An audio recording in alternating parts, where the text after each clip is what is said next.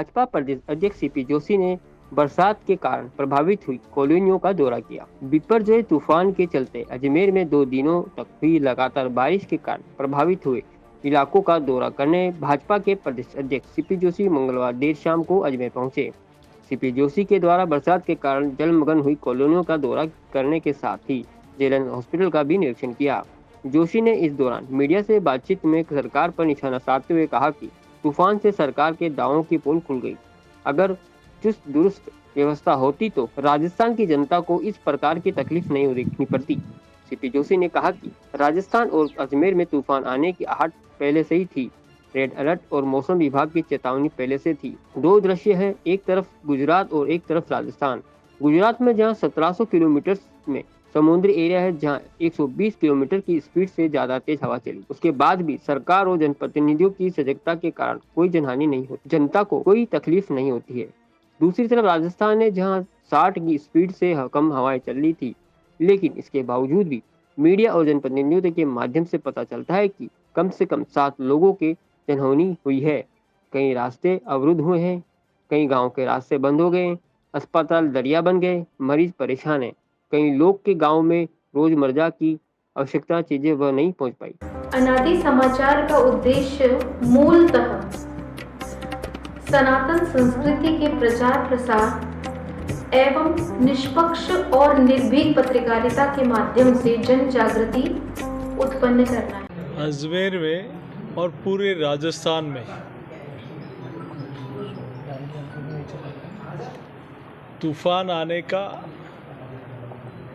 इसकी आहट पहले से थी, रेड अलर्ट पहले से था, मौसम विभाग की चेतावनी पहले से थी। 2 दृश्य है, एक तरफ गुजरात, एक तरफ राजस्थान। गुजरात में जहां 1700 किलोमीटर समुद्री एरिया है, जहां 120 किलोमीटर की स्पीड से ज़्यादा तेज़ हवाएं चली, उसके बाद भी सरकार की चौकसी और जनप्रतिनिधियों की सजगता के कारण कोई जनहानि नहीं होती है, जनता को कोई तकलीफ नहीं होती है, रोज़मर्रा की व्यवस्थाएं सुचारू रूप से चलती है। दूसरी तरफ राजस्थान है, जहां 60 की स्पीड से भी कम हवाएं चलती है, और आज तो बहुत कम, लेकिन उसके बावजूद भी आप ही लोगों के माध्यम से और जनप्रतिनिधियों के माध्यम से ध्यान में आता है कि कम से कम 7 लोगों की जनहानि हुई है। एक बच्ची अभी भी उसको रेस्क्यू चल रहा है।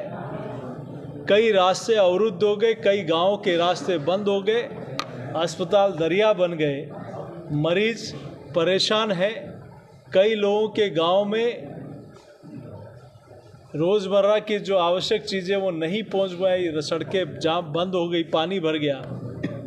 भारतीय जनता पार्टी के कार्यकर्ता पहले दिन से ही सेवा के कार्य में लगे हैं, और कोई जेसीबी में जा रहे हैं, कोई ट्रैक्टर में जा रहे हैं, कोई लोगों को सुरक्षित बचाने का काम कर रहे हैं, कोई लोगों तक भोजन पहुंचाने का काम कर रहे हैं, कोई कहाँ पानी भर गया तो उसकी व्यवस्था करने का काम कर रहे हैं। लेकिन राजस्थान सरकार की, मुझे लगता है पोपाबाई का राज राजस्थान में है, जहां इनके सरकारी दावों की पोल खुल गई, जहां कहते थे कि हमने सारी व्यवस्था चुस्त दुरुस्त कर रखी है। अगर चुस्त और दुरुस्त व्यवस्थाएं होती तो राजस्थान की जनता को इस प्रकार की तकलीफ नहीं देखनी पड़ती। आज ये संकट आया है तो इसका जिम्मेदार कोई है तो राजस्थान की सरकार जिम्मेदार है। हमने मुख्यमंत्री जी, आप इस संकट के समय भारतीय जनता पार्टी हमेशा राजस्थान की जनता के साथ खड़ी है। इस समय माध्यम से ध्यान में आ रहा है कि कोई कह रहा है कि बिजली के बिलों में कुछ हो नहीं रहा है। आप ही लोगों के माध्यम से ध्यान में आ रहा है कि पेंशन तो जो डेथ हो गई उनको भी जा रही है, जो पात्र लोग हैं उनका तक नहीं पहुंच के पा रही है। आप ही लोगों के माध्यम से कई चीज़ें मैं आपसे प्रश्न पूछता हूं कि राजस्थान में एक व्यक्ति बता दे जिसको 25 लाख का चिरंजीवी में इलाज हुआ है। मैं आपसे पूछता हूं कि एंजियोग्राफी का चिरंजीवी में लाभ नहीं मिलता, जिसको सांस की बीमारी है उसको लाभ नहीं मिलता, कितनी बीमारियां जिसको जो ज़रूरतमंद है हॉस्पिटल में जाता कि आपको इसका 1000 लोगों में से 250 लोगों को कम से कम 250 लोग भी मात्र उसमें इंटाइटल नहीं है।